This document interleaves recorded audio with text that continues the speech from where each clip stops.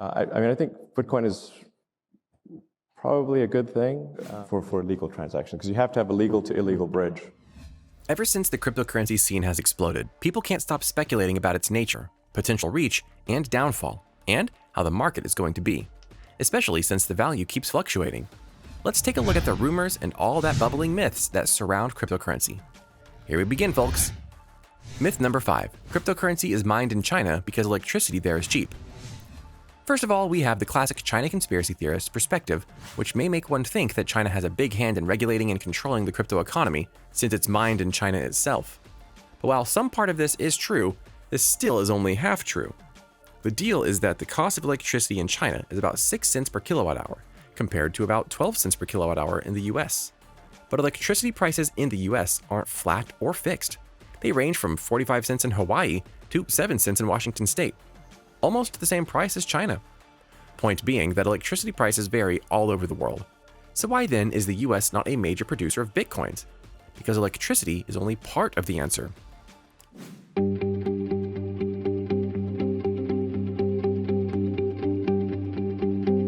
China mines over 60% of all new Bitcoins today, followed by Georgia and closely thereafter by Venezuela. What do all these countries have in common? Capital controls. Bitcoin miners in these countries are willing to spend more money to move their money out of the country. What we have created with Bitcoins isn't democratized currency, but rather the world's best tool for evading capital controls, and that seems to be one of the concerns regarding the mining of cryptocurrency. An avenue for effectively laundering money, that too with a secure network, because of the blockchain technology that it's operated on, with possible connections into the black market. But, well, the truth of the matter is that China's efforts to mine Bitcoin is fueled mostly by green energy, specifically hydroelectric plants in the southern provinces. And let's not forget the fact that only a few days ago, the crypto crash that resulted in the market itself falling down around 40% was because of China's policy to crack down on the usage of crypto in the country.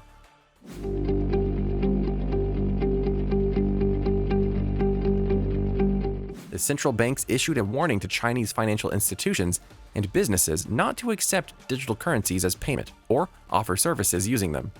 And with policies like these, there's going to be more controversy surrounding the mining and regulation of crypto. But the truth is that, like everything, it's more than just black and white in this case. Myth number 4. Crypto assets are free giveaways. A lot of people may tend to think that crypto assets are free giveaways for the same reason that Bitcoins are mined. However, the same also raises a ton of questions. For how is it something that is not even physically present be mined? Because in theory, it isn't something that you can even hold in your hand. Then how can you mine it? However, a deeper and more sophisticated knowledge of complex computing procedures involved in solving a trail of cryptographic puzzles that result in the mining of Bitcoin and other digital assets will help us realize that cryptocurrencies are definitely not given away for free. Blockchain technology is used to validate Bitcoin and other transactions. Miners who are able to process and verify these transactions are, in turn, awarded with Bitcoins. To say the least, this entire process is rather complex, requiring an extensive set of hardware that takes loads of energy. Simply mining a single Bitcoin would cost hundreds of thousands of dollars. The same also acts as a tab in the number of Bitcoins that are released every day. Furthermore, the total number of Bitcoins that can be mined are limited to 21 million, beyond which only the market dynamics would govern the value of these assets. Which, in simple words, means that private investors who move and dictate the market would be potentially responsible for the value of Bitcoin once it surpasses the mark. Point being that if they would be free giveaways, they wouldn't be standing at a market price of $33,823.04 per coin. Myth number 3. Blockchain is what makes Bitcoins so valuable. I would short Bitcoin if there was an easy way to do it. That is what Bill Gates said in a 2018 interview with CNBC when the price of Bitcoin was near $10,000. Cryptocurrency advocates point to blockchain as a game-changing new technology that justifies the outlandish price of Bitcoins. The argument is flawed on two fronts. First, blockchain isn't the panacea we make it out to be. Imagine if email didn't require a central server run by Google or Yahoo. Instead, you could email anyone directly without going through any central server, but with one caveat. You must download the entire history of every email ever sent, to you or anyone else, on your computer first, and they must as well. It would eventually work, but your computer would come to a full stop before you could send a single email. That's how the blockchain works. It's decentralized, but also incredibly inefficient, slow, and prone to fraud and defect. For instance, blockchain is transparent, but certainly not tamper-proof. It uses proof of work and extensive documentation, a system created to monitor the activity in the blockchain with every transaction or data added. It upholds the record of every user who has used blockchain across the network of computers and systems. Instead of using a central entity to manage the chain, blockchains use a peer-to-peer network and everyone is allowed to join. But any alteration in the computational process or coding process can disrupt the entire blockchain that has the document records of transactions.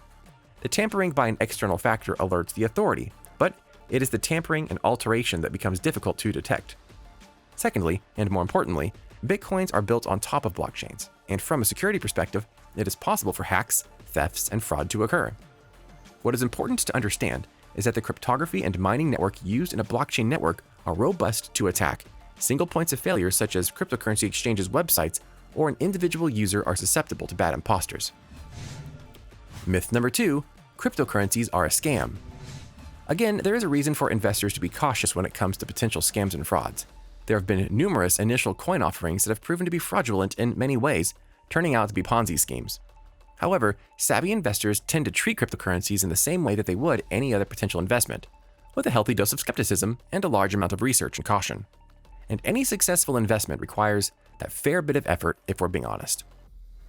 It's possible for investors to be drawn into fraudulent investment opportunities in the traditional financial world as well. Oh, so it's a hustle. Yeah, it's a hustle. Why didn't you say that, man? Don't fall to everybody. It's a hustle.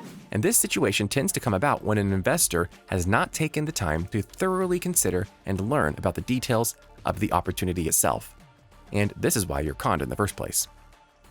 Just as one might sift through a good and bad potential investments in the traditional financial landscape, one must take the time and effort to sort out dubious investment opportunities in the crypto space when it comes to acquiring digital assets. While it's impossible to fully eliminate the chance that you will be the victim of a scam, this nonetheless helps reduce those chances considerably. This is why you can avoid being scammed and be wary of fake, fishy emails. Pun intended. Fake apps, misleading and incorrect tweets that spread misinformation, and the worst of all, imposter websites. Myth number 1, cryptocurrency is above the law. I think it's primarily going to be a means of doing illegal transactions. In Bitcoin's early days, it was the go-to currency for a multi-million-dollar underground drug market called the Silk Road, prompting critics from JP Morgan Chase's chief executive to France's financial market regulator to Nobel laureate Joseph Stiglitz to claim that Bitcoin is a haven for those seeking to evade the law and fill their deep pockets. And even Bitcoin's advocates sometimes say, as one analyst put it, that the technology is one step ahead of anti-competitive laws and unfriendly jurisdictions, referring to the decentralized system, which is true, yes, but not entirely. Thing is, new technology always requires updated interpretations of existing statutes and legislation, in this case originally written for other parts of the financial sector, and that gradual process is well underway for Bitcoin.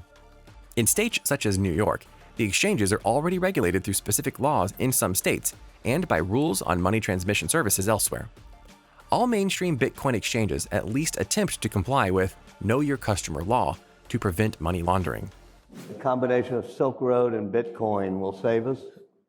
Well, it will be useful for legal and illegal transactions. The IRS considers Bitcoin as taxable property.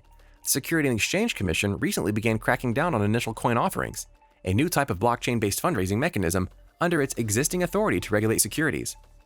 The original Silk Road market has been shut down, and authorities have managed to shut down the follow-ups. And many other countries, most notably China, have moved aggressively to regulate or ban certain types of cryptocurrency business. While it's true that aspects of Bitcoin, including the anonymity it provides, may have been enticing to criminals conducting illegal business in that and other similar markets, it's worth remembering that it was the transactions themselves that were illegal, not the cryptocurrency. Criminals could, and primarily do, use fiat currency for their activities as well. Research that has analyzed the patterns of money flow on the Bitcoin network have revealed that while there was indeed a period of time where most Bitcoin activity was concentrated in black markets and gambling venues, today, illegal activity has dropped to a small fraction of total flows, and is working towards integrating itself into the mainstream financial markets. And that's all the myths we're going to break today for you. Before leaving, don't forget to subscribe to the channel and give this video a thumbs up so you see more crypto-related content. Until next time, bye.